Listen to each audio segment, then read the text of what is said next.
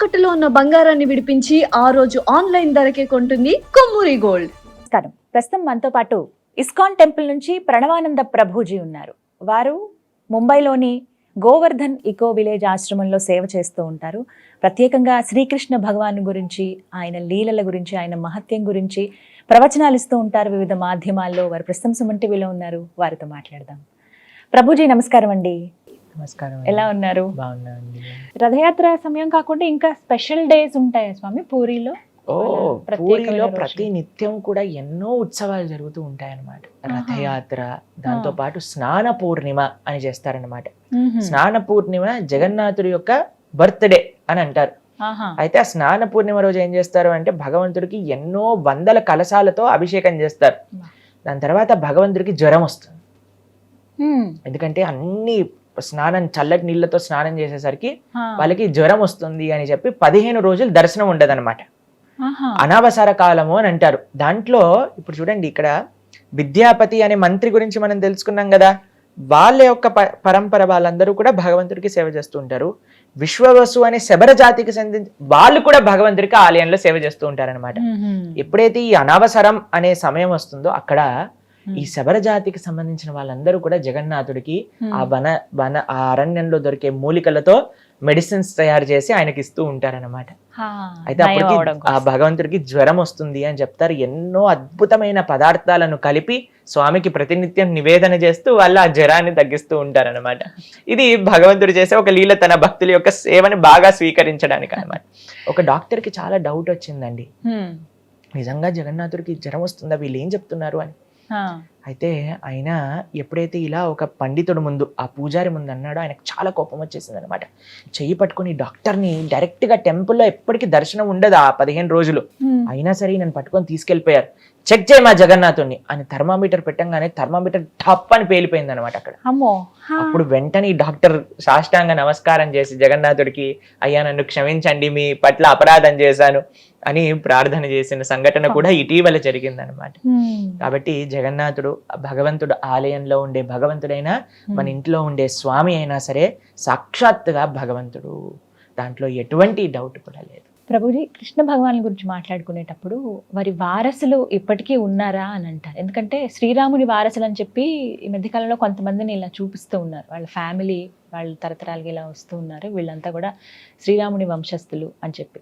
అలా శ్రీకృష్ణుని వంశస్థులు ఉన్నారా ఇప్పటికీ? ఉంటే ఎక్కడున్నారు? ఒకవేళ లేకపోతే ఎందుకు లేరు? మనకి కృష్ణుడి గురించి పరిపూర్ణంగా తెలుసుకోవాలి అని అంటే మనం చదవాల్సిన పుస్తకం శ్రీమద్ భాగవతం. శ్రీమద్ భాగవతంలో భగవంతుడి యొక్క అవతారం నుంచి భగవంతుడి యొక్క అవతార పరిసమాప్తి వరకు అంతా కూడా చక్కగా వివరించి ఉన్నారు శ్రీమద్ భాగవతంలో. ఇటీవలే మేము భాగవతం గురించి ప్రస్తావన చేస్తూ ఉన్నాం అనమాట. అందులో 9వ స్కందంలో చెప్తారు భగవంతుడి యొక్క చంద్రవంశం. రాముడు సూర్యవంశం, కృష్ణుడు చంద్రవంశం.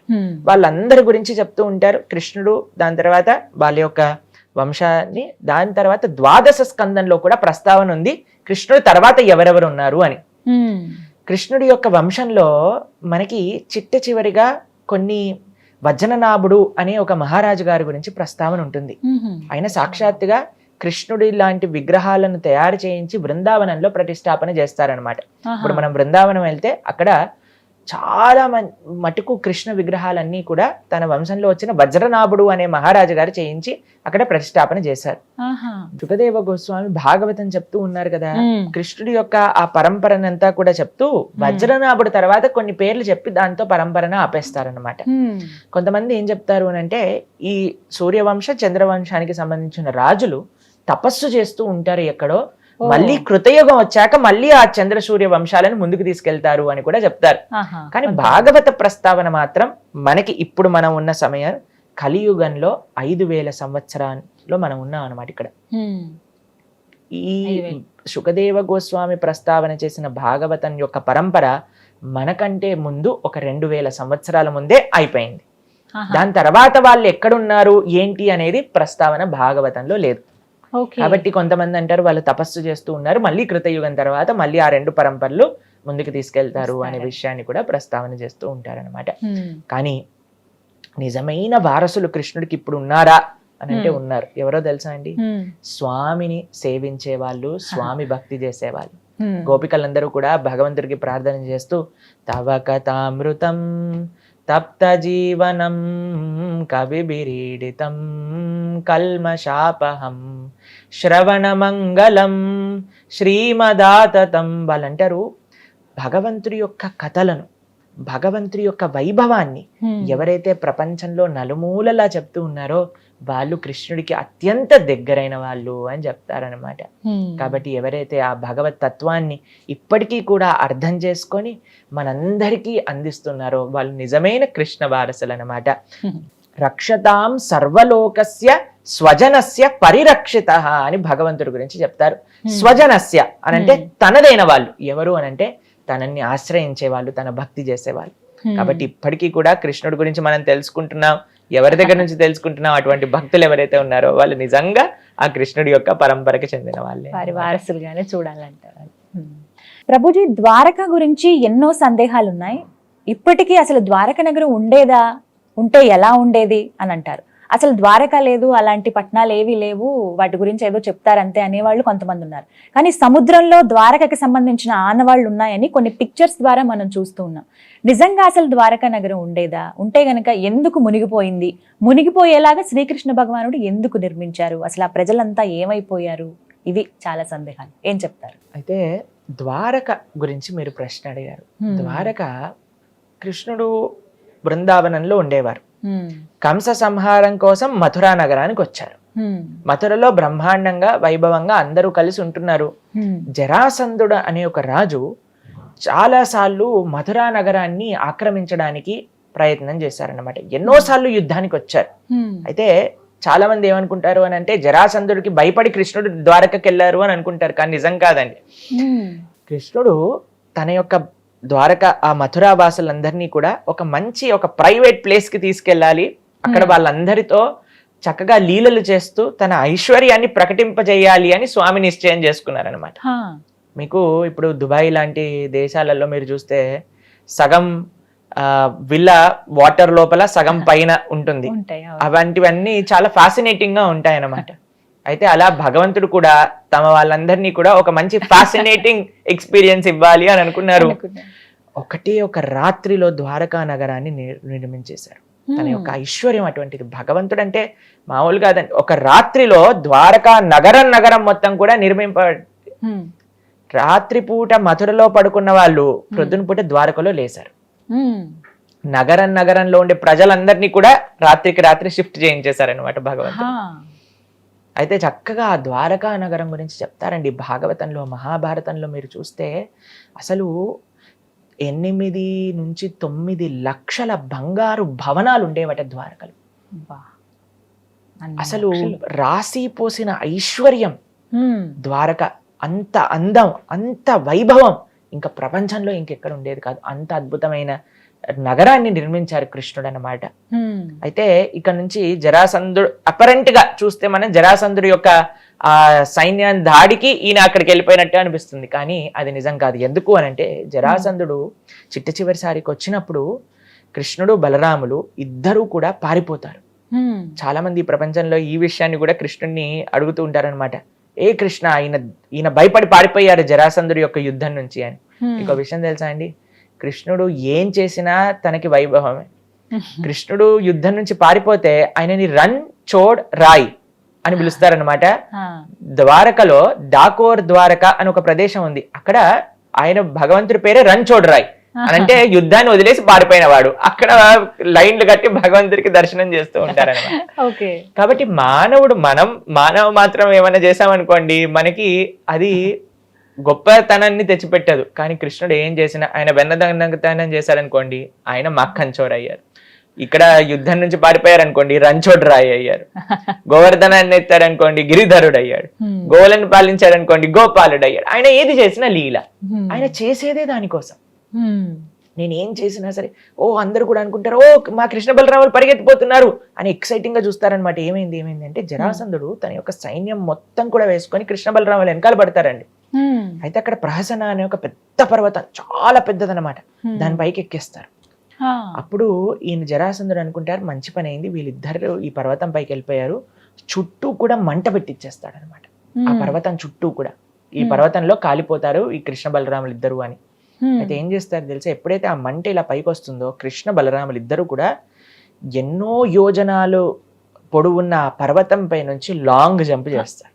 అమ్మో, పర్వతం నుంచి కిందకి హ్యాపీగా సేఫ్ ల్యాండింగ్ అయ్యి మళ్ళీ వాళ్ళు ద్వారకా నగరానికి వెళ్ళిపోతారనమాట. కాబట్టి ఈ ప్రపంచంలో మనకి చాలా మంది భగవంతులు దొరుకుతూ ఉంటారు ఈ కలియుగంలో. మెయిన్ గా వాళ్ళకి చెప్పాల్సింది ఒకటే ఒక టెస్ట్, మీరు బిల్డింగ్ మీద నుంచి కిందికి దూకండి, మీ కాళ్ళు చేతులు ఇరగకపోతే అప్పుడు మనం భగవంతుడిగా యాక్సెప్ట్ చేసుకోవచ్చు అనమాట. కానీ ఇప్పుడు విచిత్రం ఏంటంటే కలియుగంలో బీపీ షుగర్ ఉన్న భగవంతులు, దగ్గే భగవంతులు, నేను భగవంతుని అంటారనమాట. కానీ కృష్ణ బలరాముల యొక్క లీలల్లో మేము చూస్తాం ఎప్పుడు కూడా యశోదమ్మ ఒక రోజు కృష్ణుడిని హాస్పిటల్ కి తీసుకెళ్ళినట్టుగాను ఏదన్నా మెడిసిన్ వేసినట్టుగాను ఎక్కడా కూడా లేదనమాట. అది భగవంతుడి యొక్క లక్షణం. ఆయన భగవంతుడు, మనందరం జీవులం. అయితే ఎందుకు ఈ విషయాన్ని ప్రస్తావన చేశారంటే కృష్ణుడికి ఏం భయపడాల్సిన అవసరం లేదు. కృష్ణుడు ద్వారకా నగరాన్ని నిర్మించింది కేవలం తన భక్తులకి ఒక ఎక్స్క్లూజివ్ ప్రదేశాన్ని అందించాలి, వాళ్ళతో చక్కగా లీలలు చేయాలి అని ఆ ద్వారకా నగరాన్ని నిర్మించారు. అయితే ద్వారకా నగరంలో ఉండే వాళ్ళు ఎవరు, ఆ యదుకులంలో ఉండే వాళ్ళు ఎవరు అని అంటే సాక్షాత్తుగా నిత్య ద్వారక భగవంతుడి యొక్క లోకం నుంచి అవతరించిన వాళ్ళే అన్నమాట. అందరూ కూడా భగవంతుడి యొక్క అవతార పరిసమాప్తి జరిగిపోతుంది అన్నప్పుడు వాళ్ళు కూడా స్వామి యొక్క లోకానికి వెళ్ళాలి కదా. అందుకోసం స్వామి ఏం చేశారు అని అంటే ఆ ద్వారకా నగరాన్ని మొత్తం కూడా సముద్రంలో తీసుకెళ్లిపోయేటట్టుగా ఒక ఆలోచన చేశారు అని మనం వింటాం. కానీ ఇప్పటికీ కూడా మనం వెళ్తే ద్వారక కనిపిస్తుంది మనకి, సముద్రంలో కూడా ఉంది మనం చూస్తాం. మీరు చెప్పినట్టుగా ఒక ఆర్కియలాజికల్ డిపార్ట్మెంట్ వాళ్ళు ఎక్స్కవేట్ చేశారు అని మనకి నేషనల్ జియోగ్రఫిక్ ఛానల్లో ఆ వీడియోని కూడా ఇప్పటికీ మనం చూస్తాం, చిన్నగన్నప్పటి నుంచి చూస్తాం. అయితే విచిత్రం ఏంటి అని అంటే వాళ్ళ డాటర్ మా ఆశ్రమానికి వచ్చారనమాట కొన్ని నెలల ముందు. ఆవిడతో మేము చాలాసేపు మాట్లాడాం. వాళ్ళ నాన్నగారికి ఎలా ఈ యొక్క ఐడియా వచ్చింది, కృష్ణుడు ఎలా స్ఫూర్తిని కలిగించారు, ఎలా ఎక్స్కవేషన్లో ఎన్ని భగవంతుడి యొక్క అద్భుతమైన ఎక్స్పీరియన్సెస్ వాళ్ళ తండ్రి గారికి కలిగాయి అనే విషయాలన్నీ కూడా వాళ్ళ డాటర్ మాతో పంచుకున్నారనమాట. ఏం చెప్పారండి? అయితే ఆవిడ చెప్తున్నారు ఎలా వాళ్ళ నాన్నగారు ఎప్పుడైతే ఈ భాగవతం వాళ్ళు చిన్నప్పటి నుంచి వింటూ ఉన్నారో తప్పకుండా ఈ ద్వారకా నగరాన్ని నేను ఎలాగైనా సరే ప్రకాశింపజేయాలి అని ఒక దీంతో చాలా సార్లు ప్రయత్నం చేశారట. ఆయనకి సరైన హెల్ప్ వచ్చి వాళ్ళ యొక్క సరైన టీం తయారయ్యి వాళ్ళ లోపలికి వెళ్ళి చూస్తూ ఉంటే ఎన్ని అద్భుతాలు. ఆ సముద్రంలో ఉండే ద్వారక ఎలాగైతే శాస్త్రంలో కృష్ణుడి యొక్క ద్వారక ఎలా ఉందో అలానే వాళ్ళకి ఆ ద్వారక లోపల కనిపించిందనమాట. ఏ ఆనవాళ్ళు ఏ చిహ్నాలు ద్వారకా నగరంలో ఉండేవో అవన్నీ కూడా ఆ సముద్రంలో కనిపించాయి. కాబట్టి భగవంతుడు ఉండేవాడా, కృష్ణుడు రాముడు ఉండేవాడా అనే వాళ్ళందరికీ ప్రశ్న. రాముడు ఉన్నాడా అంటే రామసేతు ఉంది, కృష్ణుడు ఉన్నాడా అంటే ద్వారక ఉంది. కాబట్టి భగవంతుడు విలక్షణమైన రూపంతో విలక్షణమైన లీలలు. ఇప్పుడు చూడండి, మనం ఒక ప్రదేశానికి వెళ్తాం, వెళ్ళినప్పుడు ఏం చేస్తాం, మన బట్టలు, ఇంకొంతమంది అయితే వాళ్ళు తినే వాటర్ బాటిల్ అన్నీ కూడా తీసుకెళ్తారు. తీసుకెళ్ళాక ఒక ప్రదేశంలో ఉంటాను 2-3 రోజుల తర్వాత ఏం చేస్తాం, మళ్ళీ అన్ని సామాన్లు చదువుకొని ఆ సూట్ కేసుని మూసుకొని మనతో పాటు తీసుకెళ్తాం. అంతేనా? భగవంతుడు ఈ ప్రపంచంలోకి వచ్చినప్పుడు తన పార్షదులు తన లోకం అంతటితో ఇక్కడికి వస్తారు, మళ్ళీ తీసుకెళ్ళిపోయేటప్పుడు అందరినీ తీసుకెళ్లి పైకి వెళ్ళిపోతారు. భగవంతుడి యొక్క అవతార పరిసమాప్తి జరిగినప్పుడు ఆ ద్వారకా వాసులందరూ కూడా ఎవరైతే భగవంతుడితో పాటు భగవత్ పార్షదులు వచ్చారో వాళ్ళందరూ కూడా నిత్య ద్వారక నిత్య లీలలోకి ప్రవేశించారు. అయితే ఇప్పుడు మీకు ఒక చిన్న విషయం చెప్తాను, ఇది ధర్మ సూక్ష్మం. భగవంతుడు ఎప్పుడైనా అవతారం స్వీకరించినప్పుడు భగవంతుడి యొక్క లోకం నుంచి వాళ్ళ యొక్క పార్షదులు వస్తారు. అందులోపల స్వర్గలోకం నుంచి దేవతలందరూ కూడా అడవుతారు అనమాట ఒక అంశ రూపంలో. మనం పంచ పాండవులు చూస్తాం కదా, పాండవులు ఒక్కొక్క దేవత యొక్క అంశము అని కూడా మనం వింటూ ఉంటాం. ఇంద్రుడు, తర్వాత యముడు, దాని తర్వాత అర్జునుడి యొక్క అంశం ఇంద్రుడి ద్వారా, యుధిష్ఠుడి యొక్క అంశం ఏమో యమధర్మరాజు ద్వారా, దాని తర్వాత భీముడి యొక్క అంశం ఏమో సాక్షాత్తుగా వాయుదేవుడి ద్వారా అని మనం వింటూ ఉంటాం. చాలా మంది ప్రశ్నిస్తారు, అయ్యా కృష్ణుడి యొక్క భక్తులు పాండవులు వాళ్ళు స్వర్గానికి వెళ్ళిపోయారేంటి అని అంటే, వాళ్ళు స్వర్గానికి వెళ్తూ వాళ్ళ దేవతా పోర్షన్స్ ని డ్రాప్ చేసి వాళ్ళు వైకుంఠానికి వెళ్ళారనమాట. కాబట్టి కృష్ణుడి యొక్క అవతార లీలలలో ఎవరైతే ద్వారకావాసులు వచ్చారో వాళ్ళందరూ కూడా ద్వారకకి వెళ్ళిపోయారు. ఎవరైతే దేవతలు వచ్చారో వాళ్ళందరూ కూడా ప్రభాస క్షేత్రానికి వెళ్ళి అక్కడ ఒక మిస్అండర్స్టాండింగ్ వచ్చినట్టుగా వాళ్ళ పరిసమాప్తి వాళ్ళు చేసుకున్నారనమాట. ఎందుకు అంటే అండి, యదు వంశాన్ని నాశనం చేసే వాళ్ళు ఇంక ఎవ్వరికి సాధ్యం కాదు. వాళ్ళు కానీ స్వర్గలోకానికి వెళ్ళాలంటే వాళ్ళ లోపల వాళ్ళే కొట్లాట పెట్టుకోవాలి. అందుకు ఆ విధంగా ఆయన ఒక చిన్న లీల తయారు చేసి వాళ్ళందరూ కూడా వెళ్ళిపోతారు. కృష్ణుడు కూడా అవతార పరమసమాప్తి చేస్తారనమాట. కృష్ణుడు మరణించడు, మనం పుడతాం, మనం మరణిస్తాం. కృష్ణుడు అవతరిస్తారు, కృష్ణుడు అవతార పరిసమాప్తి చేస్తారు. ఇప్పుడు ప్రతిరోజు కూడా సూర్యుడు ఉదయిస్తున్నప్పుడు ఈ రోజు సూర్యుడు పుట్టాడు, సాయంత్రం పూట సూర్యుడు వెళ్ళిపోయినప్పుడు సూర్యుడు చనిపోయాడు అంటే అలానే భగవంతుడు ఈ లోకంలో ఉదయిస్తాడు, అస్తమిస్తాడు. ఎప్పుడైతే స్వామి అస్తమిస్తాడో తన పార్షదులందరూ కూడా వాళ్ళ వాళ్ళ లోకాలకి వెళ్ళిపోతారు, మిగతా వాళ్ళందరూ కూడా నిత్య లీలలోకి ప్రవేశిస్తారు. చాలా చక్కగా వివరించారు గురుగారు. నమస్తే అండి. హరే కృష్ణ.